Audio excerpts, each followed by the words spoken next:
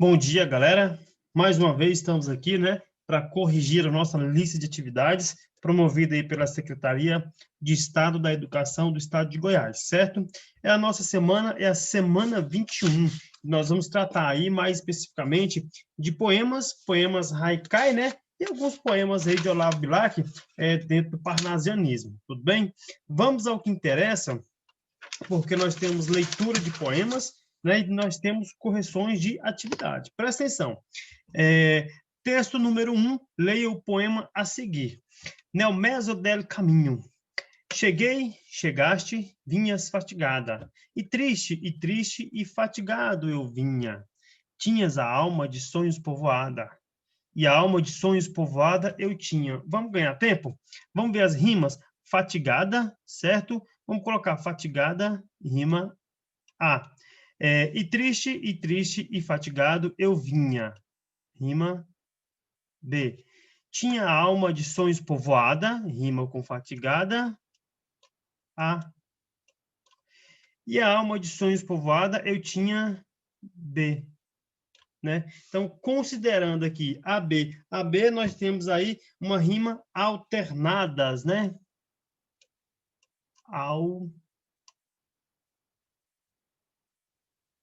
Alternadas. Vamos lá? Vamos continuar? E paramos de súbito na estrada da vida, longos anos presa a tua mão, a vista deslumbrada. Tive da luz que teu olhar continha. Hoje segues de novo na partida. Nem o pranto os teus olhos umedece, nem te comove a dor da despedida. E eu, solitário, volto a face e tremo, vendo teu vulto que desaparece na extrema curva do caminho extremo. Olavo Bilac, não é isso? Então, é uma característica de um poema parnasiano, beleza? Atividade número 1 diz o seguinte: o poema de Olavo Bilac apresenta uma forma fixa de 14 versos, né? Dispostos em 2 quartetos e 2 tercetos. Com esse formato, o poema é conhecido como, obviamente, de cara, né? Que nós temos aqui, ó, você nem pesquisar as demais, né? Soneto, né? Mas a título de conhecimento, né? A cestina aí é uma estrofe com 6 versos, né? Um rondó é o verso de 8 ou 10 sílabas, né? O soneto são 4 estrofes, né? 2 quartetos, 2 tercetos, né? O rondel, 2 estrofes de 4 versos, né? E uma estrofe com 5 versos, certo? E o haikai, que é o nosso famosíssimo haikai, uma estrofe de 3 versos, beleza? O poema Nel Mes del Camin, quanto às rimas externas da primeira estrofe, é classificado como versos livres, versos brancos, rimas emparelhadas, rimas interpoladas e rimas alternadas. Nós já vimos lá em cima que as rimas são o quê? As rimas são, né, alternadas, não é isso? Alternadas, né? As rimas alternadas, A, B, beleza? Gabarito correto, letra E. Texto 2, né? Leia o poema a seguir. Em cima do túmulo cai uma folha após outra, lágrimas também, certo? Aí ele diz aí o seguinte, né? Que a atividade 3, o poema de Masuda Goga dá-se o nome de haikai, pois é formado. Aí ele quer saber a formação desse poema, né? Ele é formado por 2 quadras e 2 tercetos? Não, né, gente? Ele é formado por um terceto, tá bem aqui, ó. O que é um terceto? Uma estrofe com 3 versos, beleza? Letra B. Atividade 4. O haikai apresenta como característico o número de sílabas poéticas, certo? Bem definidas. Dessa forma, o haikai apresenta, respectivamente, no primeiro, segundo e terceiro verso, o quê? Uma quantidade de sílabas, né? Nós estudamos, nós vimos claramente que são 5, 7 e 5. 5 no primeiro verso, 7 no segundo verso, 5 sílabas no terceiro verso. Beleza? Primeira lista, matada aí, cada questão, tá? Só para rever o gabarito.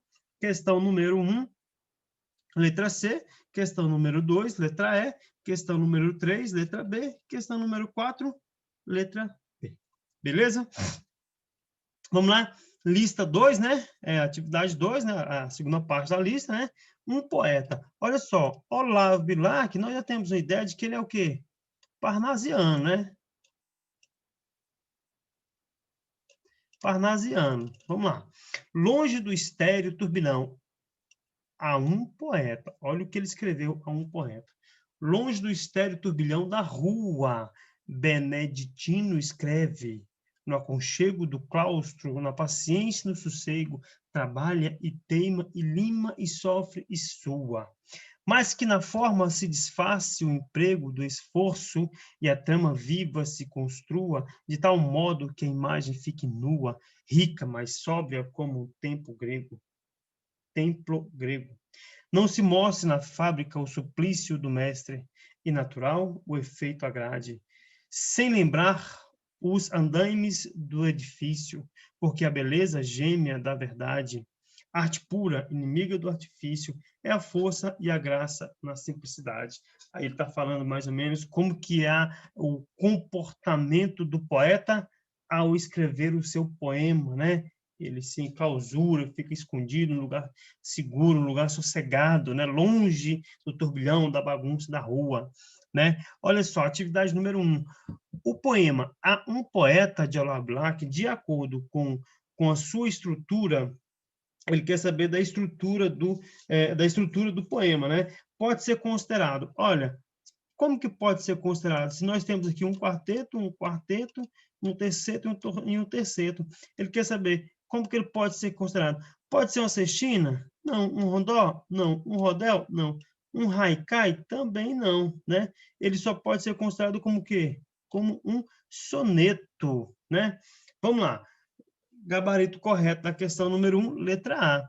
Atividade 2 diz o seguinte: o poema A um Poeta, quanto às suas rimas externas da primeira estrofe, pode ser versos livres, versos brancos, lembrando que versos livres, versos brancos aí, né, são sem rimas, né, emparelhadas, interpoladas ou alternadas. Ela só pode ser o quê? Né? Interpoladas, porque aí nós já vamos ter que pegá-las mais uma vez, né? E chegar lá e contá-las aqui, ó. Rua, A, aconchego, B, sossego, B, sua, A. Opa, agora sim.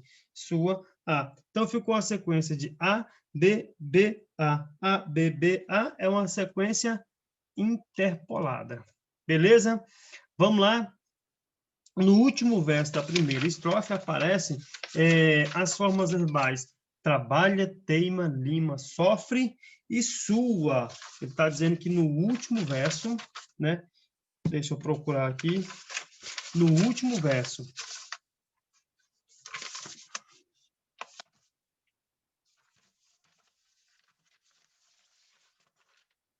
Aqui. No último verso da primeira estrofe aparecem as formas verbais trabalha, teima, lima, sofre e sua.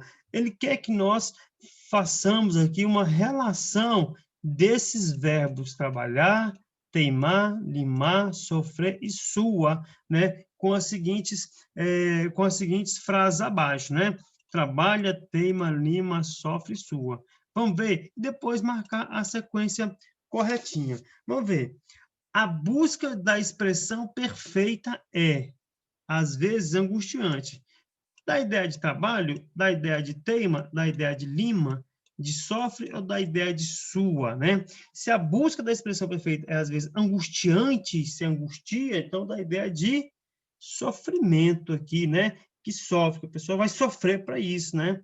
Então, a primeira opção aí, 4, né? 4. Então, se eu já achei aqui que a primeira opção é a 4, então eu já posso desconsiderar letra D e E e ficar com 3 opções, né? De repente, a gente já consegue eliminar mais uma. Olha só, o verso precioso deve ser cuidadosamente lapidado. Olha só, o que é lapidar? Não é você trabalhar, limar, né? É aqui, ó, limar. Então, você lima o verso, né? É a sua construção. Limar o verso é você escolher as melhores palavras, as palavras mais corretas para dar certo, né? Então, lima. Então, nosso caso aqui, a relação da frase é opção 3. Então, se tem 3, então eu já posso eliminar a letra C. Então, vou ficar com a ou a B. Vamos ver? A busca da expressão perfeita exige paciência e dedicação. Se é paciência e dedicação, dedicar não é você ter uma certa insistência, uma teimosia para aquilo. Então, se você tem uma teimosia, então, opção 2, né? Olha só, 4, 3, 2, 4, 3, 2, espera aí. Então, não tem como eliminar ainda, né? De repente, se eu descobrir qual que é essa aqui, eu já elimino ou a A ou a B. Vamos ver. O trabalho do poeta também é desgastante. O que que dá a ideia de desgastante aqui, hein, gente? O trabalho do poeta também é desgastante. Se desgasta, o que que ele acontece? Sua, transpira, né? Então, aqui, ó. 5, perfeito? Se é 5, posso eliminar a letra A, né? E escrever não é apenas lazer, é o quê? Também é trabalho, né? Então, número 1, então, letra B aqui do gabarito correto. Beleza? Questão 4, vamos lá. O poeta o poema A um poeta faz parte da época realista. Portanto, conclui-se que é da escola literária que se denomina realismo, naturalismo, parnasianismo, arcadismo ou modernismo. Olha só, há um poeta, se bem lembramos aqui, ele é de Olavo Bilac, que ele é o quê? É um poeta parnasiano, né? Poderia até ser realista, porque ele nos induz aqui, ó, da ideia de realismo, né? Mas, na verdade, o poeminha tá lá, ele é o quê? Parnasiano, seguindo a tendência parnasiana pelo grande poeta parnasiano Olavo Bilac. Beleza? Revendo aí o gabarito, questão número 1, letra A, questão número 2, letra D, questão número 3, letra B, tá aqui a letra B, tá? E a questão número 4, letra C. Beleza, galera? Vamos lá? Dando continuidade aí à nossa terceira lista e última, né?